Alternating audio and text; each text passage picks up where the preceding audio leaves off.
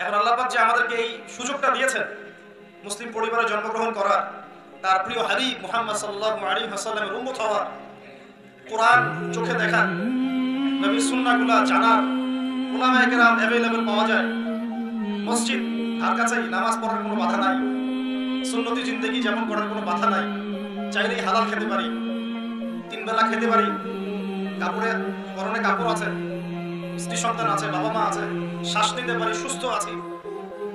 এই নিয়ামতগুলোর কি শুকরিয়া আদায় করতে পারবো? আমাদের বাংলাদেশ বাদ দিয়ে অন্যান্য কান্ট্রিগুলোর দিকে তাকিয়ে দেখেন, পাকিস্তানের দিকে তাকান, কাশ্মীরের দিকে তাকান, আরাকানের দিকে তাকান, চাইনিজ উইগুরদের দিকে তাকান, সিরিয়ার দিকে তাকান, ইয়েমেনের দিকে তাকান, আপনি প্যালেস্টাইনের দিকে তাকান, গাজার দিকে তাকান, চতুর্দিকে চোখ ফিরান বিশ্বের। আমরা যে নিয়ামতের মধ্যে আছি এখন পর্যন্ত, আল্লাহ রাব্বুল আলামিন আমাদেরকে এখন পর্যন্ত যে সুখ স্বাচ্ছন্দ্য সমৃদ্ধির মধ্যে রেখেছেন, এই নিয়ামতগুলোর শুকরিয়া কি আমরা আদৌ আদায় করতে পারবো? মুসলিম উম্মার ইস্যুগুলো নিয়ে আপনারা অনেক সময় ফেসবুক, ইউটিউবে অনেক কথাবার্তা দেখেন পক্ষে বিপক্ষে। এই সমস্ত কথাবার্তার মূল গোড়া একটা সমস্যা কি জানেন? সমস্যাটা হচ্ছে আপনার নিজের গায়ে ব্যথা করছে, আমি তো সেই ব্যথা বুঝতে পারবো।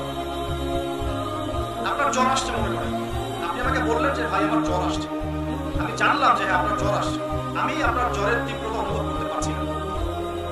আমরা জানছি যে আমাদের ভাইদেরকে মারা হচ্ছে, আমরা জানছি বাচ্চাদেরকে বোম্বিং করা হচ্ছে, আমরা জানছি ছোট বাচ্চা 3 বছরের বাচ্চার মগজ দিয়ে গলগল করে রক্ত বের হচ্ছে, আমরা জানছি যে বাবা মা বাচ্চার লাশ খুঁজে পাচ্ছে না, হাত আর পা খুঁজে পাচ্ছে, বডি খুঁজে পাচ্ছে না।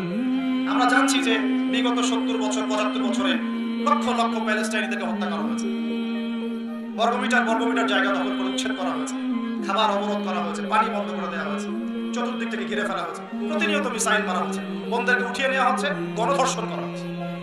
আমরা জানি আমাদের ভাইদেরকে কারাগারে রাখা হচ্ছে, এগুলো আমরা জানি। শুধু কোনোদিনও আমরা এটার ব্যথা উপলব্ধি করতে পারবো যতক্ষণ না আমাদের সাথে এটা হচ্ছে। কোনোদিনও এই ব্যথা আমরা বাঙালি জাতি উপলব্ধি করতে পারবো না যতক্ষণ না আমাদের সাথে এটা হচ্ছে। 1971-এ আমাদের সাথে যা হয়েছিল এটা সারা বিশ্ব যেমন উপলব্ধি করতে পারে না, ওই সময় আমাদের বাপদাদা যারা বেঁচে ছিল তারাও উপলব্ধি করতে পেরেছে কি হয়েছে। আমাদের চলমান সমস্ত আলোচনার মূল কেন্দ্র হচ্ছে আমরা দিল থেকে এটাকে উপলব্ধি করতে পারি না, এহসাস করতে পারি। এহসাস উপলব্ধি করা এটা করতে পারি না। আলোচনা করি, তর্ক করি, লাইভে এসে কথা বলি, লিখি, বলি, মনে হচ্ছে অনেক কিছু করে ফেলছি, আদতে আমি উপলব্ধি করতে পারি নাই কি হচ্ছে।